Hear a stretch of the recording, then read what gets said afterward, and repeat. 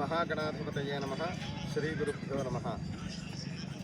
చాలా విశేషమైనటువంటి యమునా నది పుష్కర సందర్భంగా బృందావన్ క్షేత్రంలో కూడా మన విశాఖపట్నం నుంచి వచ్చినటువంటి బ్రాహ్మణ సముదాయం అందరం కలిసి ఈ 13 రోజుల కార్యక్రమం అంటే రేపు ఉదయం పుష్కర ప్రారంభం లగాయతు 13వ తారీఖున పుష్కర అంత్యం వరకు కూడా ఇక్కడ పితృదేవతా కార్యక్రమాలు, స్నాన సంకల్పాలు, విశేషమైనటువంటి పుష్కర దాన ధర్మాల కార్యక్రమ నిమిత్యార్థము, అదేవిధంగా బ్రాహ్మణ అన్న సమారాధన, గో సంరక్షణ వివిధ కార్యక్రమాలు చేయడానికి అధిక మాసం పురుషోత్తమ మాసం సందర్భంగా ఇక్కడ చేయడం జరిగింది.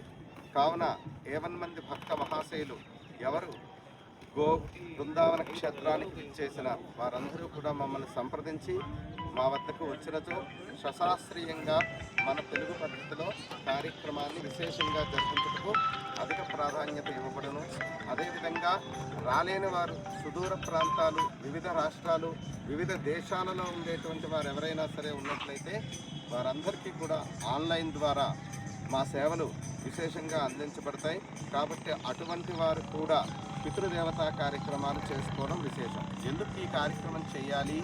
ఈ కార్యక్రమం చేయడం వలన మనం మానవులుగా జన్మించినందుకు ఏమిటి సార్థకత అనేటువంటి విషయాన్ని కూడా మనం ఒక్కసారిగా తెలుసుకోవాలి. పూర్వకాలంలో కూడా కుశల మహర్షి జపతపాదులు చేయడం వలన ఉన్నటువంటి నీటి అంతటినీ కూడా తన ఆధీనంలోకి తీసుకోవడం జరిగింది.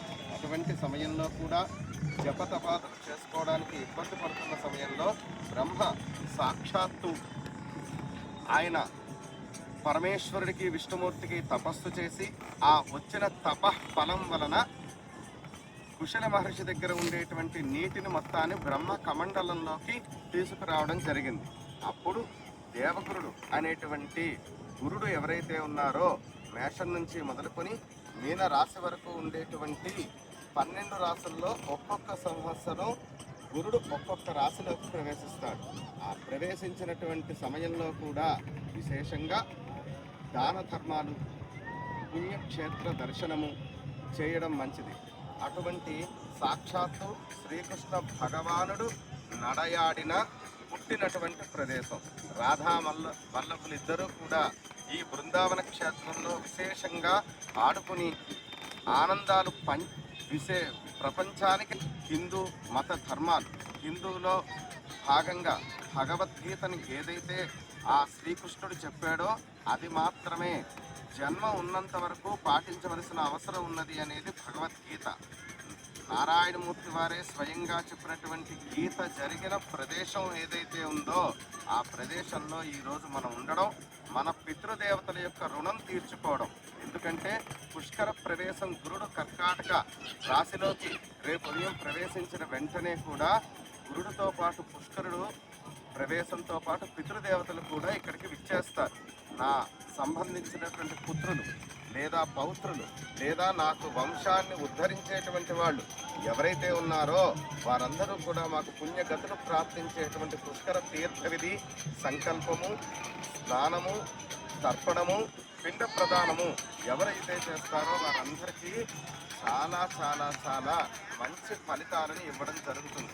అటువంటి ఉత్తమ ఫలితాలను ఇచ్చేటువంటి ప్రదేశంలో విశేషంగా అన్నదానాలు, పిండ ప్రదానాలు, గోసేవ కార్యక్రమం చేయడానికి ఇక్కడికి మనం విచ్చేసాం. కాబట్టి పుష్కరుడు గురుడితో పాటు ప్రవేశించేటువంటి యమునా నది భాగంగా మనం ఈ కార్యక్రమాలన్నీ సశాస్త్రీయ పద్ధతిలో చేయడం జరుగుతున్నది.